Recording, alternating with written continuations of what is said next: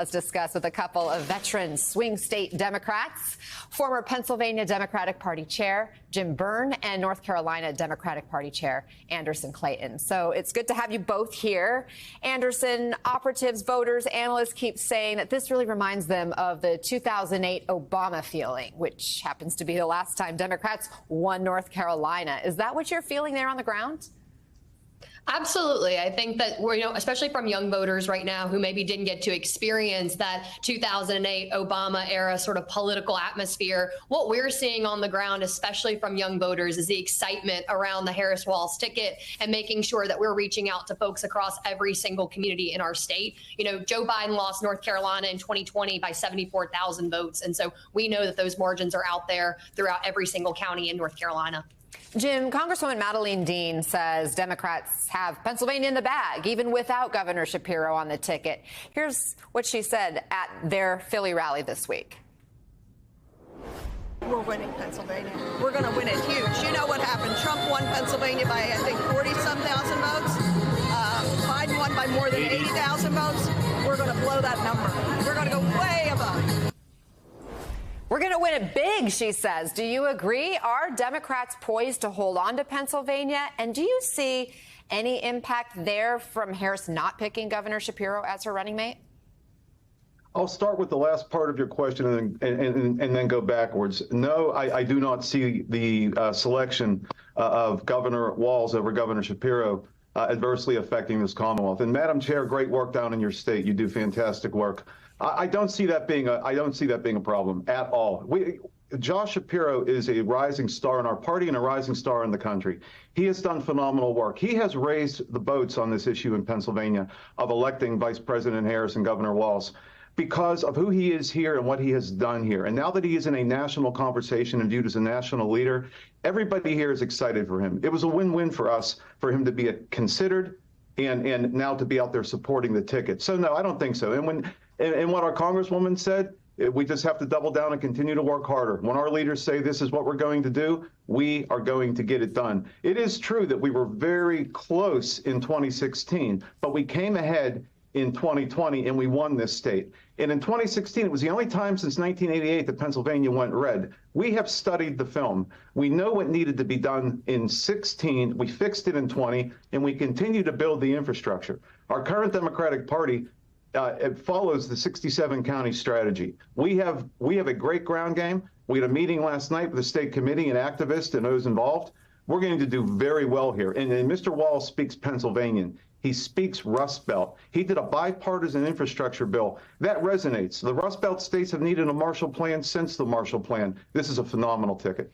Anderson, Democrats are suddenly seeming bullish about North Carolina. We know President Biden lost that state by just over 1% in 2020. It was close. Does the Harris-Walz ticket change the outlook for Democrats this time? And if so, why?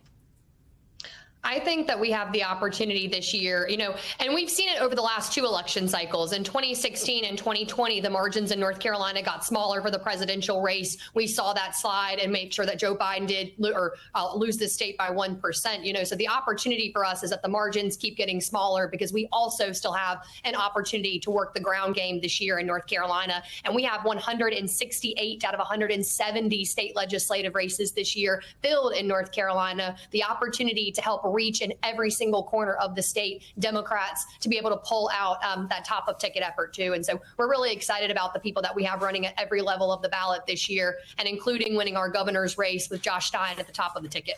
Quickly, I want to get each of you on this. What is the biggest vulnerability or challenge in your state specifically for Democrats that you don't want the Harris campaign to overlook? Jim, I'll start with you. Well, sure. It's not a concern because it's not going to be one, and that is attention to all 67 counties.